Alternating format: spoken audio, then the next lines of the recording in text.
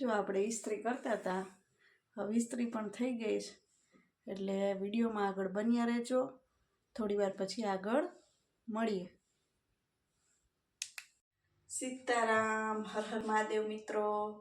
તો મારી YouTube channel Deepti Makwana ચેનલમાં તમારા બધાનું હું હાર્દિક સ્વાગત કરું છું મિત્રો. તો આજે તમારી સમક્ષ હું એક નવી રેસીપી લઈને આવી ગઈ છું. તો આજે આપણે બનાવવાના છે રવાના ઉત્પમ.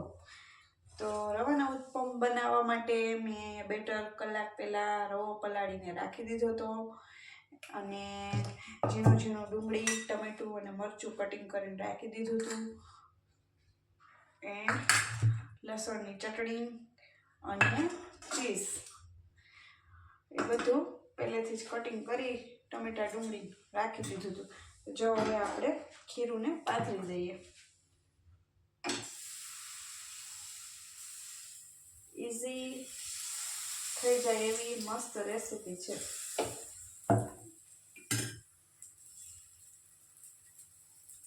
નાના બાળકોનું તો આ ફેમસ હોય રવાનો ઉત્પમ.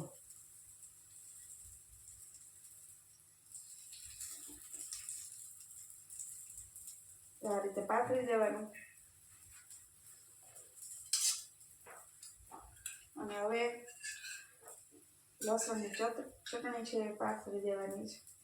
જેવું તીખું ખાતા હોય ઘરમાં એ પ્રમાણે.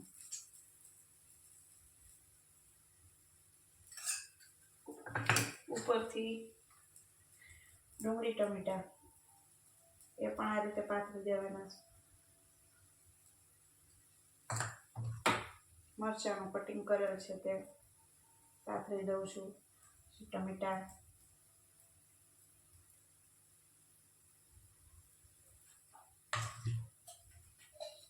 પછી સહેજ આવી રીતે ફરતે તેલ લગાવી દેવાનું, એટલે ઉથલવામાં સરળતા રહે અને રોટીમાં ચીપકે પડે.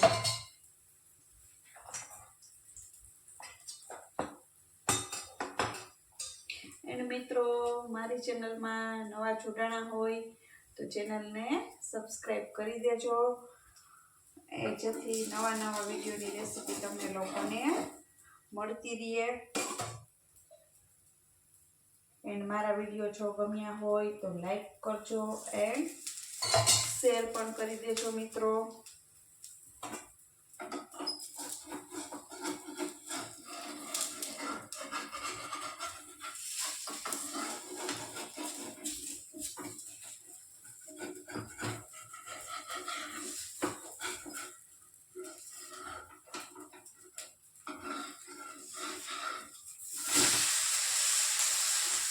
તો મસ્ત મજાનો થઈ ગયો.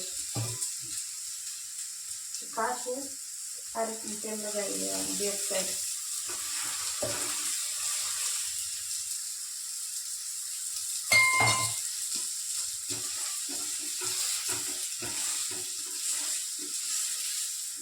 નાના બાળકોને સ્કૂલે લઈ જવામાં પણ મસ્ત મજાનો હેલ્ધી એવો બ્રેકફાસ્ટમાં પણ ચાલે એવો નાસ્તો છે.